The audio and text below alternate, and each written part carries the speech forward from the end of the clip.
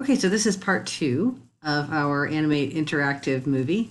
And so far we have, I'm just going to walk through it real quick. We've started with the background layer, and then we've made a new layer, and we renamed the new layer Navbar. We drew a rectangle. We selected it.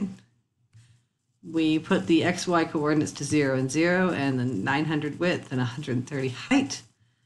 Made the stroke invisible, made the fill the exact right color that we wanted it, and we locked that layer. Next layer we made was the title layer. We wrote the word Hawaii, and then we changed the font, and we changed the size, and we changed the color, and we put it where we wanted it. Locked that layer. Then we got the new layer for the text that goes in the center. And you wrote something about Hawaii, and then you resized it so that it would fit correctly in the middle of the page. Setting the X and Y coordinates to 125 and 200, and the width to 700. And that's going to make it so it fits right under our photographs. Next thing we did was made a new layer for the buttons, and that's where we left off. This is my buttons layer. So the first thing I want to do is I want to create my first button.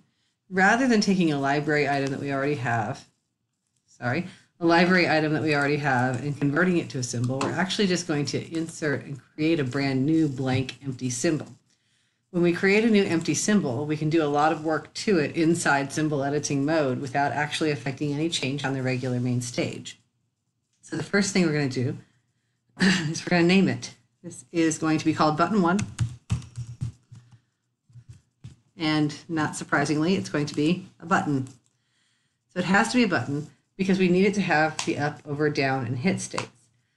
That is critical here. So make sure, absolutely sure, that you make it a button and say OK. Now I'm right outside of scene 1. I'm in editing mode for button 1. You see how that works. I'm not in scene 1 anymore. If I click back to scene 1, I can see that again, but I'm not looking at that. I'm looking in the middle of button 1. The next thing I want to do is I want to look at picture 1. Picture 1A and picture 1B are the exact same image. One is large, one is small. Pick 1A is a smaller version. Pick 1B is a larger version. So A is going to be the one that I use for my buttons. I drag pick 1A to the stage. I'm going to set it up so that this corner lines up with that anchor point in the center. If you want to be meticulous, and you probably should, you want to set the X to 0 and the Y to 0. It's going to be just right. Now, if you look, my timeline down here, has an up, over, down, and hit state. I'm going to do a lot of things to this button to give it the kind of effects that I'd like for it to have. The first thing I'm going to do is I'm going to make sure this image stays on in all 4 states of the button. So in all the up, over, down, and hit states, I'm going to insert a frame here. And this button picture is going to be present in all of them. The next thing I'm going to do with this is I'm going to make a second layer. The second layer inside this button.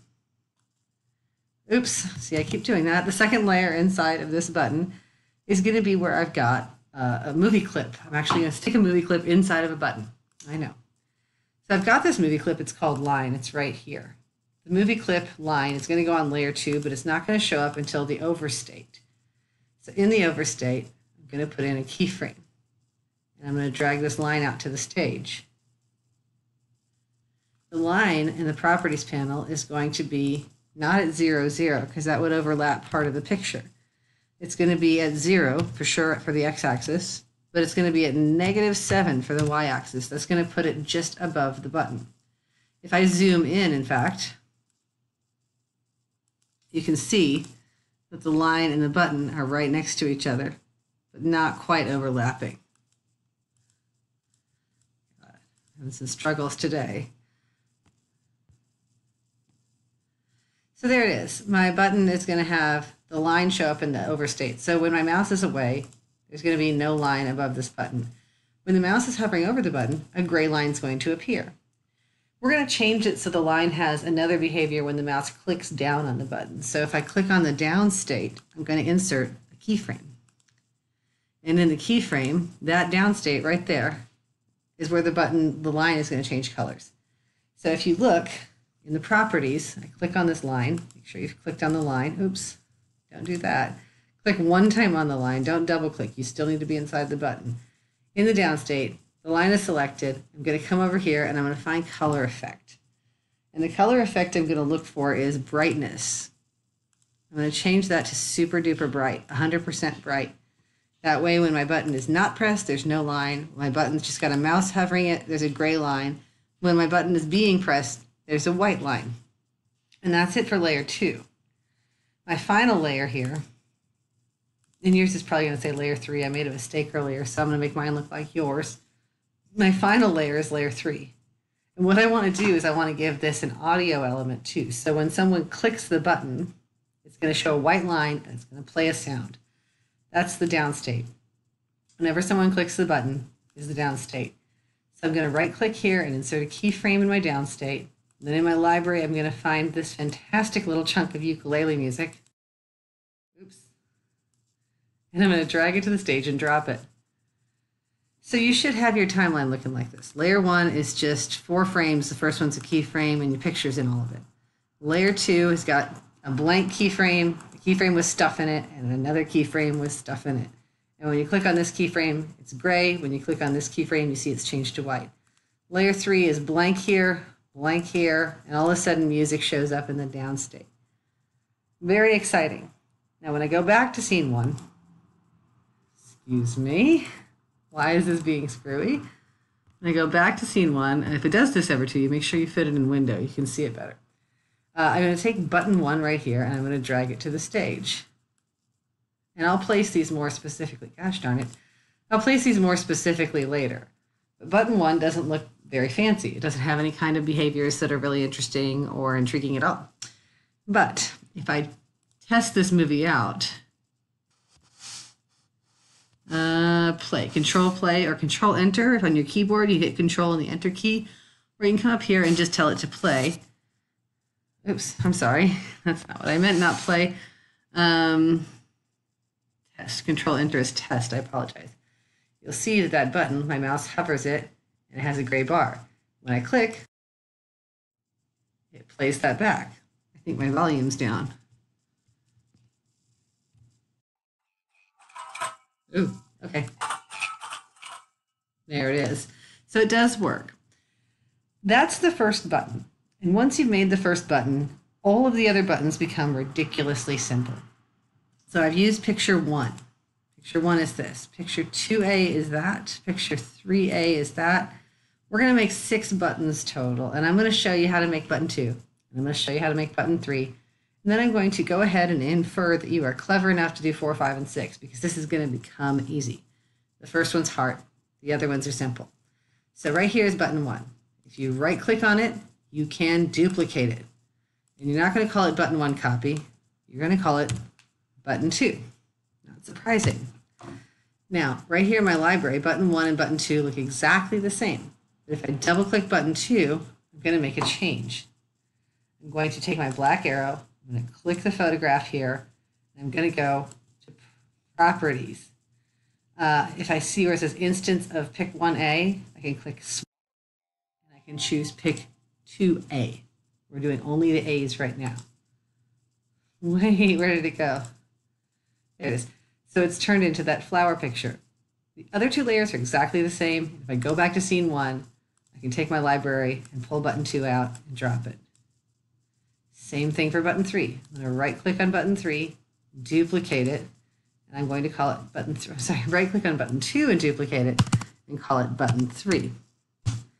Button 3, if I double click, select the photograph, go to my properties, swap picture 3A. And that's it, guys. Button 3 is done. So I'm going to assume that you all are clever people, and you can do 4, 5, and 6. I'll just do 4 real quick, and then I'll do 5 and 6 off screen so that we can come back to this together. 4, duplicate of 3. I'm going to open that up, like the photo. Oops, excuse me. Got a wonky mouse here. And I'm going to swap this for 4A. Make sure you keep choosing the A ones. If you choose the B ones, then it'll be a gigantic picture and it will look very silly. Okay, so let me come back to you when I've got all 6 of my buttons. So I have all 6 of my buttons, and right now what I'm doing is I'm accidentally double clicking on them. Don't double click on them. That'll take you into editing mode, and that's not where you need to be. So I'm going to try to line them up pretty well, best I can, but they're not going to be quite perfect. And right now I'm going to deliberately make a mistake so you guys can see how I can resolve this error. So there it is. I got my buttons, right?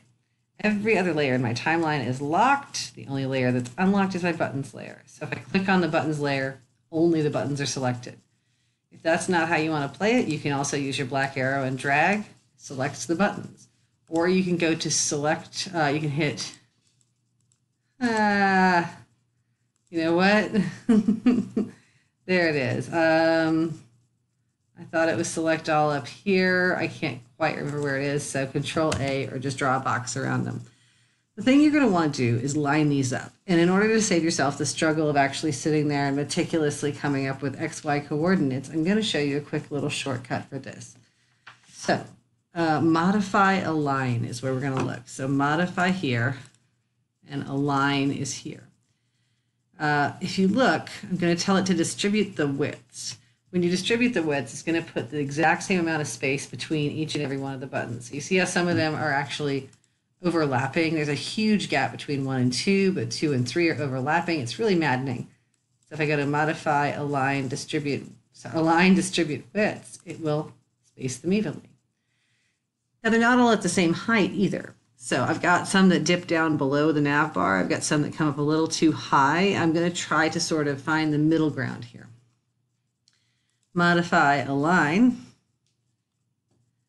And you're going to find either top, vertical center, or bottom. Sorry, horizontal center. Vertical center, that's right. Top, vertical center, or bottom. It's either going to line up all of them to the top one, topmost one, or line up all of them to the bottommost one, or line up all of them in a sort of average. Come on. Modify, align, vertical center. It's not working.